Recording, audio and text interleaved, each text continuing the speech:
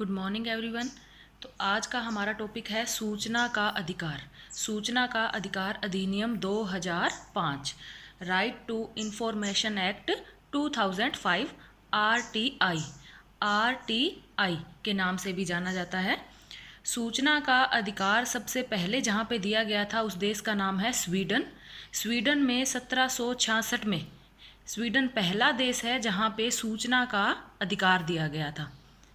भारत में सूचना का अधिकार अधिनियम 15 जून 2005 को पारित हुआ था और 13 अक्टूबर 2005 को संपूर्ण भारत में जम्मू कश्मीर के छोड़कर संपूर्ण भारत में जम्मू कश्मीर के अलावा पूरे भारत में लागू हुआ था सूचना का अधिकार अधिनियम। आरटीआई के तहत 30 दिन में सूचना देनी होती है। सूचना के अधिकार अधिनियम के तहत अगर कोई व्यक्ति सूचना मांग रहा है तो वो कितने दिन में उसे सूचना दी जाएगी? 30 दिन के भीतर। सूचना के अधिकार में क्या क्या शामिल है, कहाँ कहाँ से सूचना हम प्राप्त कर सकते हैं, उसके बारे में जानेंगे।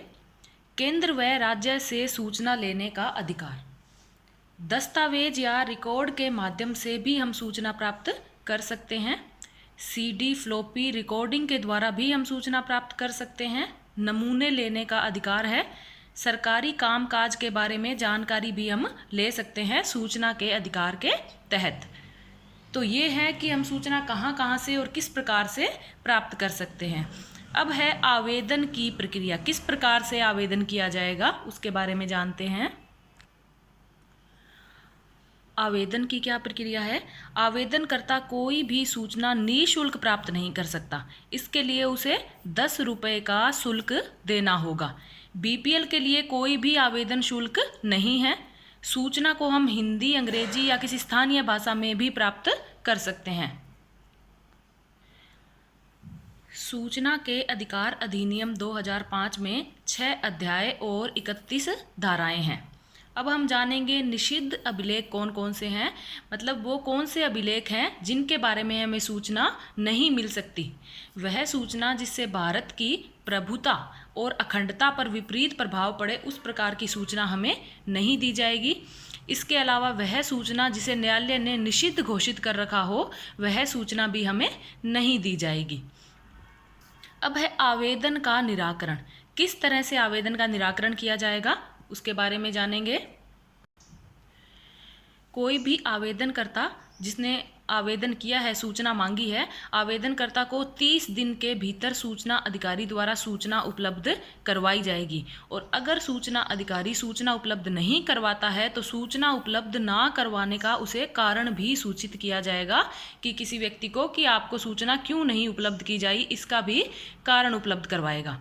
यदि मांगी गई जानकारी व्यक्ति के जीवन या स्वतंत्रता से संबंधित है तब सूचना 48 घंटे के भीतर ही उपलब्ध करवाई जाएगी। यानी अगर किसी व्यक्ति के जीवन से संबंधित या किसी की स्वतंत्रता से संबंधित सूचना मांगी जाती है तो उस प्रकार की सूचना 48 घंटे के भीतर ही उपलब्ध करवाई जाएगी। अन्यथा कितना टाइम रहेगा? 30 दिन का।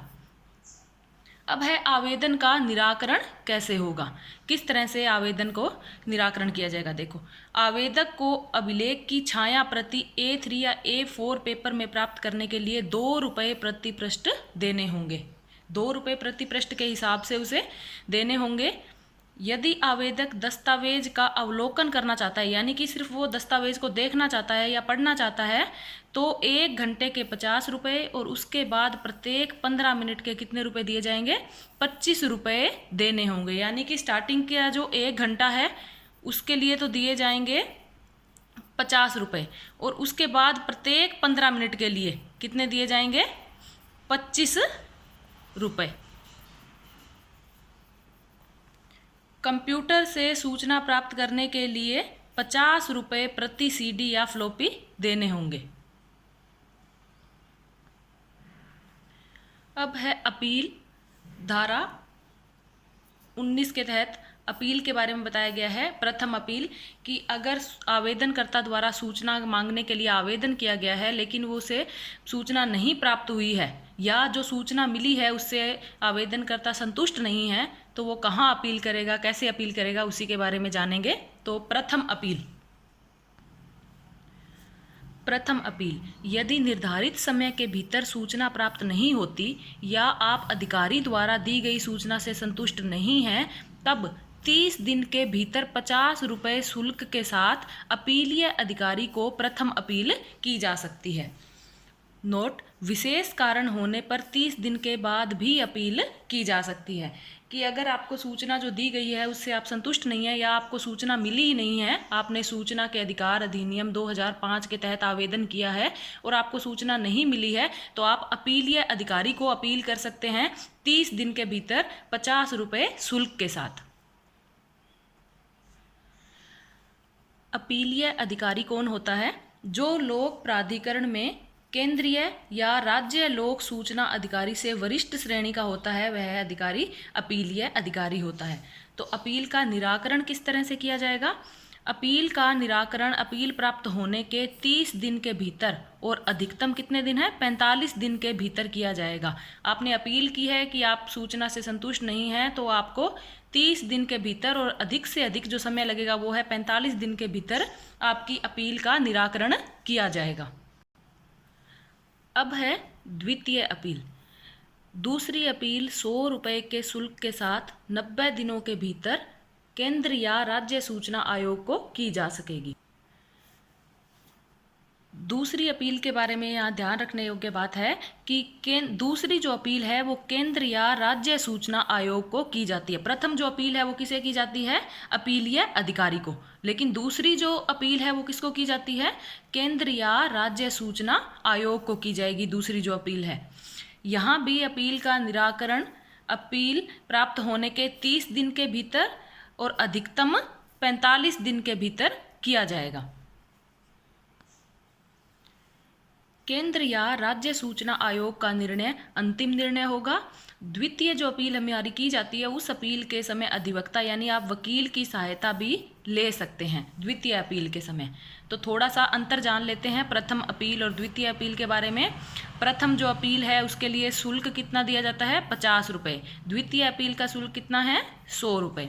प्रथम अपील है वो कितने दिन के भीतर की जा सकती है? 30 दिन के भीतर।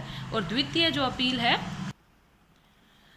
90 दिन के भीतर। यानी प्रथम अपील 30 दिन के भीतर और दूसरी अपील है वो 90 दिन के भीतर की जा सकती है।